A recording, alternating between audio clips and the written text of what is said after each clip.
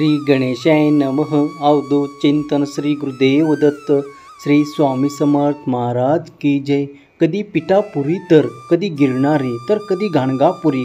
गुप्त संचार तुमचा समस्त भूतलावरी. दिगंबरा दिगंबरा श्रीपाद वल्लभ दिगंबरा. स्वर्गात जसे सुख मिळणार नाही ते तुमच्या चरणी आहे. किती मोठी समस्या असू दे सद्गुरू राया तुमच्या नावातच समाधान आहे. म्हणूनच कमेंटमध्ये दिगंबरा दिगंबरा श्रीपाद वल्लभ दिगंबरा असे टाईप करा. तुमच्यासाठी बंद नशिबाचे द्वार उघडले जातील. देव आवडण्यासाठी पुण्य असावं लागतं. देव करण्यासाठी ज्ञान असावं लागतं. देवाबरोबर बोलण्यासाठी प्रेम असावं लागतं. देव जाणण्यासाठी भक्तिभाव असावं लागतं. पशु पक्षी गुणवंत त्याच्याशी कृपा करतो भगवंत. 48 लाख जीव योनीमध्ये मनुष्य हा प्राणी कधी समाधान नसतो. जर माणसात सुख शांती समाधान पाहिजे असेल तर श्री सद्गुरु चरणाला शरण जावे. श्रीपाद प्रभू म्हणतात, सफल जीवन के 4 सूत्र है. मेहनत करे तो धन बने, सब्र करे तो काम बने, मीठा बोले तो पहचान मिले और इज्जत करे तो नाम बने. दत्त महाराजांना सांगू नका की तुमच्यावर किती मोठे संकट आहेत. त्या संकटांना सांगा की तुझ्यापेक्षाही माझा महाराज किती मोठे आहेत. सूर्य हा बुडताना दिसतो पण तो कधीच बुडत नाही. त्याचप्रमाणे उमेद विश्वास व कष्ट हे ज्याच्या जवळ आहे तो कधी अपयशी होऊ शकत नाही. घेणारा माणूस धाडस करत नाही. जगात धाडस केल्याशिवाय कोणाला काही यश मिळत नाही. निंदा नेहमी त्याच व्यक्तीची होत असते जे नेहमी दुसऱ्याच्या सुखदुःखात धावून जात असतो. जसं गुरुशिवाय ज्ञान मिळू शकत नाही त्याचप्रमाणे निंदकाशिवाय माणूस प्रगती करू शकत नाही. स्वतःसाठी मागितले जाते ते भीक म्हटले जाते. परिवारासाठी मागितले जाते ते भिक्षा.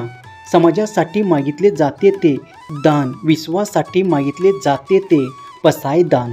सन्मान प्राप्त झाल्यावर ज्याला गर्व होत नाही, अपमान झाला तरी तो क्रोधी होत नाही आणि क्रोध उत्पन्न झाला तरी जो कठोर शब्द उच्चारत नाही तो मनुष्य सर्वश्रेष्ठ आहे. मन नेहमी निर्मळ ठेवा व प्रामाणिक राहा. कोणी कितीही फसवले तरी एक लक्षात ठेवा, प्रामाणिक माणसाच्या पाठीमागे नेहमी सत्य उभा असतो आणि जिथे सत्य आहे तिथे परमेश्वर आहे. तुमचा श्रीपाद श्री वल्लभावर विश्वास असेल तर आत्ताच आपल्या भक्तिमय संदेशला लाईक करा आणि तुमच्या प्रियजनांना शेअर करा. कारण एका तुमच्या शेअरने कोणीतरी भक्तीच्या मार्गाला लागेल, कोणीतरी दुःखातून बाहेर येईल आणि तुम्ही न कळत पुण्याचे भागीदार व्हाल. म्हणून संदेश तुमच्या प्रियजनाला शेअर करायला विसरू नका.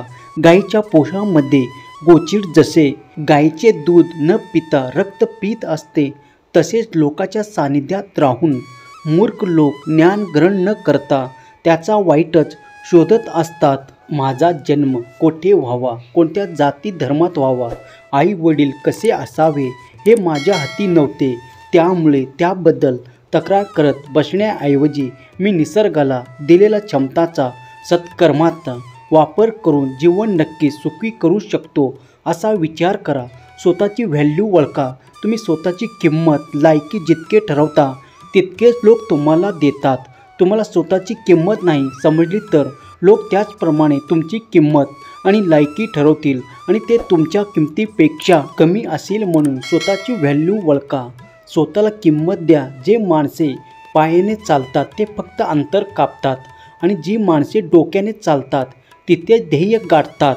शेतात काय पिकतं त्यापेक्षा बाजारात जास्त काय विकलं जातं हे ज्याला कळतं तो माणूस जीवनात निश्चित यशस्वी होतो. यशस्वी माणूस तोच होतो त्याच्यावर शत्रूने लिंबू फेकल्यावर त्याचा सरबत करून पितो. काळानुसार बदला नाहीतर काळ तुम्हाला बदलून टाकेल.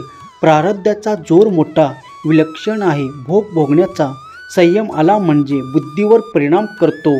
जेथे आपण सावध राहून सत्पुरुषाच्या सांगण्याप्रमाणे वागलो तर प्रारब्धाचा जोर मंदावल्यापासून राहणार नाही. प्रारब्धाने बुद्धीमध्ये काही विचार झाले तरी